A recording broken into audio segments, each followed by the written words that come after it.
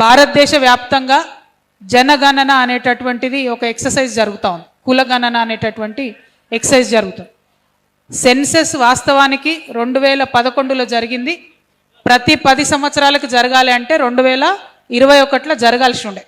కానీ 2021లో కోవిడ్ వచ్చిందని చెప్పి జనాభా గణన చేయకుండా వదిలేయడం జరిగింది.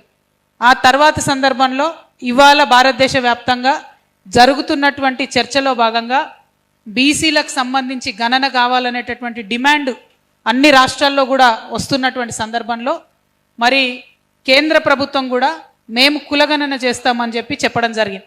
వారు కులగణన చేస్తామని చెప్పగానే అందరం కూడా వాస్తవానికి ఆశ్చర్యపోయినాం. ఎట్లా బుద్ధి వచ్చింది ఇట్లా వీళ్ళకు సడన్గా కులగణన ఎట్లా చేస్తా అన్నారని.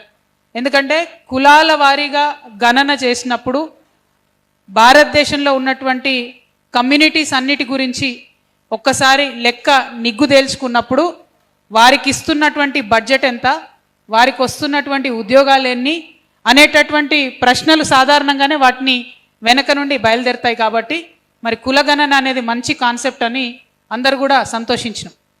ఎప్పుడైతే కులగణన డాక్యుమెంట్ బయటకిచ్చారో, సెన్సెస్ డాక్యుమెంట్ బయటకిచ్చారో, ఆ సెన్సెస్ డాక్యుమెంట్లో కంప్లీట్గా భారతీయ జనతా పార్టీ భారత ప్రజలను మోసం చేస్తుందన్న విషయం స్పష్టంగా అర్థమైంది. ఎందుకంటే ఎస్సీ ఎస్టీ 2 కేటగిరీస్ పెట్టారు ఇంతకుముందు లాగానే రాజ్యాంగంలో ఉంది కాబట్టి.